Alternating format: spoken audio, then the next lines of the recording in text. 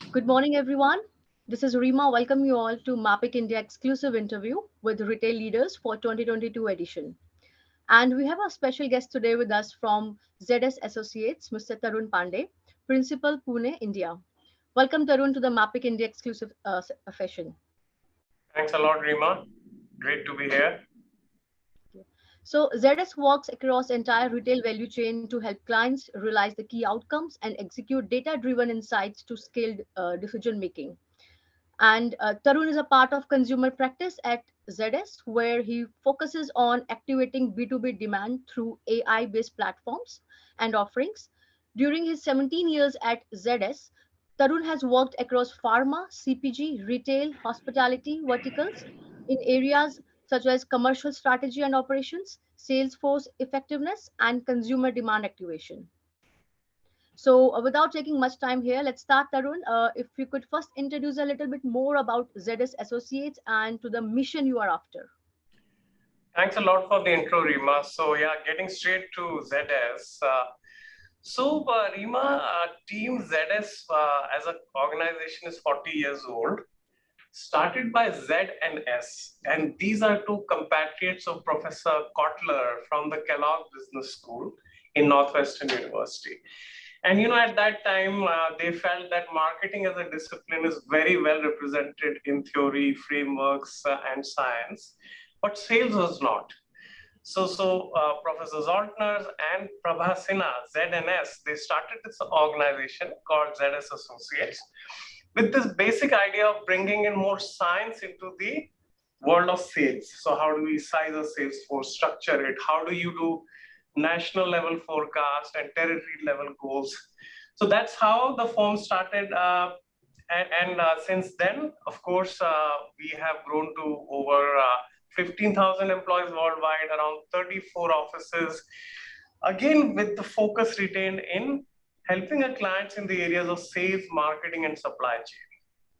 And why supply chain? Because Rima, as you would have seen, today increasingly supply chain is the remit of the sales organization, because in many situations, fulfillment of demand, making sure you're sourcing and manufacturing the right quantities is so closely tied to consumer demand that now it is very well integrated into the ecosystem. So as a company, we do sales, marketing, supply chain since the last 40 years across industries like the ones you mentioned, but with the idea of using data science, AI analytics into it rather than just some high-level frameworks. Great. So, and Tarun, tell me like how brands are spotting future trends and growth opportunities. Through the maze of customer conversations, maybe. Like if you can elaborate it a little bit further. Yeah, very interesting question, Rima. So, how do consumer brands figure out what customers are talking about? So most of the time, traditionally, consumer brands have just asked. And Rima, what does asking consumers what they want and they're thinking about? It's called primary market research, right? So that's it. That's the what you call legacy and standard way of doing it. You create questionnaires, surveys, you do focus groups, you do all of that.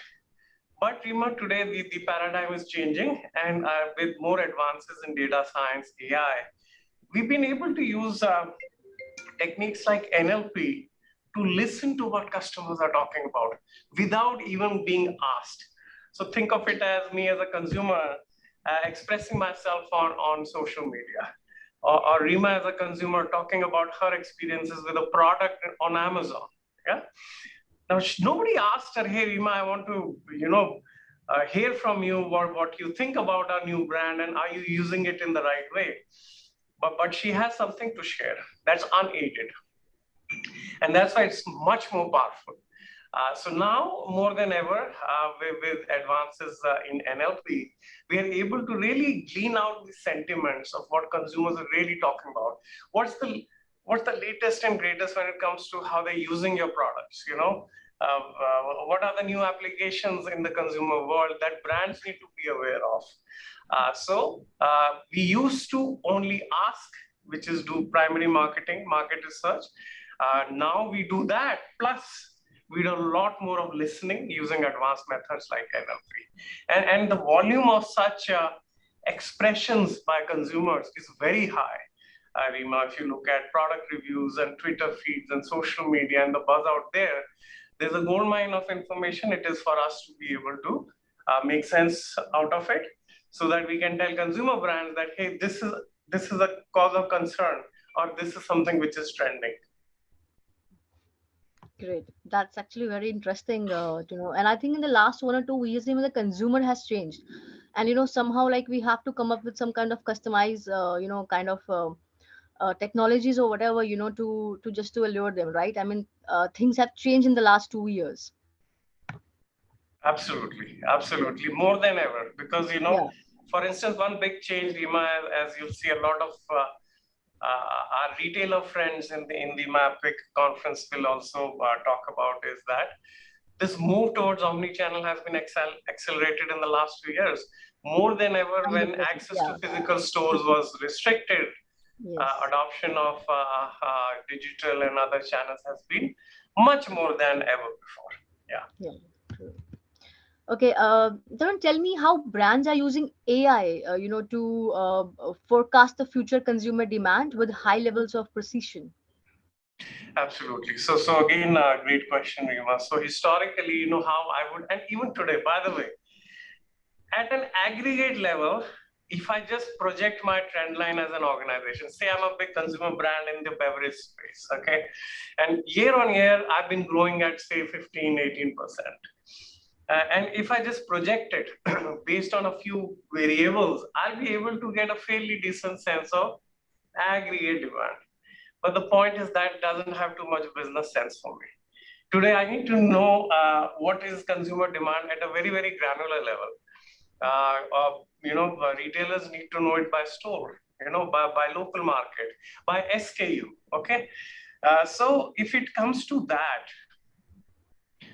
combining again traditional statistical method with a lot more new methods where we are using third-party data sources, real-world data sources.